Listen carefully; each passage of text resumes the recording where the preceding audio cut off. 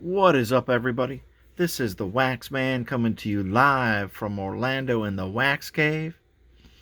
And we wanted to do a player profile of an individual who had broke into professional baseball, and we never talk about that person. We've heard of Jackie Robinson.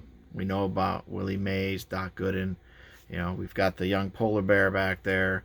There are so many different people that are out there, and we hear their stories, and sometimes we don't always remember everything about them. Like Willie Mays, we sometimes forget that he was a Mets coach after he retired. Or Doc Gooden, we only focus on the candy situation with him and several players, and yet so many of those players are still respected today. And some folks, I'm gonna hold this one glitch against them, but yet he's one of the best baseball players to ever pitch the game.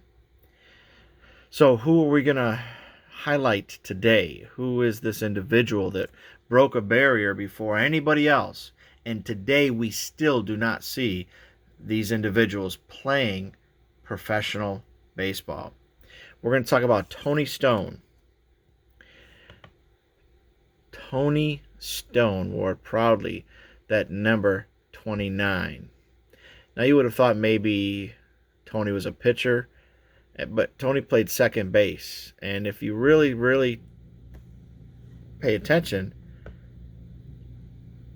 that's not a man, is it? That is not a man. Professional baseball, the Negro Leagues, broke many barriers, and many folks overlook them. And this one here is Marcenia Lynn Stone, otherwise known as Toni. Born in 1921, July 17th, in Bluefield, West Virginia. She batted right and she threw right.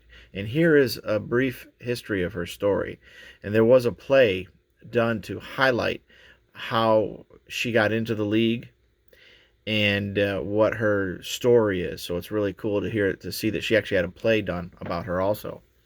So Stone's undeniable ability and resilient personality helped her become the first and most prominent female baseball player in sports history.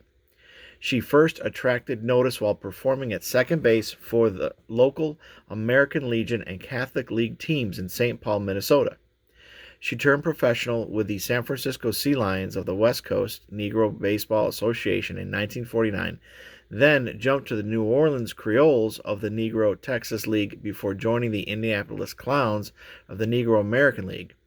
According to How News Bureau, Stone appeared in 107 American League games for the Clowns in 1953 and the Kansas City Monarchs in 1954, where she recorded 145 at-bats. She did collect 32 hits, 13 runs, and hit a 220. Now, some people say, well, 220 is not much, but I'm not looking at it as from a female's point of view. I'm looking at it as a male's point of view. I wish I could bat 220. How many of you wish you could bat 220? We can have all the talk and fantasy in the world, but this was legit. She could play, or else why was she able to be on those teams? These teams had some of the greatest players to ever play the game. That's how much respect she had and received from these people that she played with. These folks treated her with respect and dignity. What a great story this is to be able to highlight this. And you know what? I think if you guys like this, let me know in the comments below, because player highlights, once in a blue moon, I'll highlight a player. I highlighted J.R. Richard, but usually it's during me pulling stuff. But I like the idea of highlighting a player once in a while. And if you guys agree, please give me the thumbs up. Comment below. Let me know what you think about the historicity behind this. And I'm excited to share this with you guys. Appreciate you guys sticking in and learning more about the first female professional baseball player in the history of sport. That said, I just wanted to say thank you. You guys are great. Now, just real quick note. You guys are awesome. We got some stuff coming up, as you know. But today, the focus is this. I'll put out another video later with more information, but this is awesome that I can do this. I didn't know anything about her until I found this card in my stuff as I was going through, and I saw this, and I always try to put the Ted Williamson collection together, or the Ted Williams collection together, the cards. There are a couple of different years, and then and I learned a little bit about some of the older players. So it looks like we might do a little more feature on that. You guys like it? Let me know. That said, treat people with respect, treat them with dignity.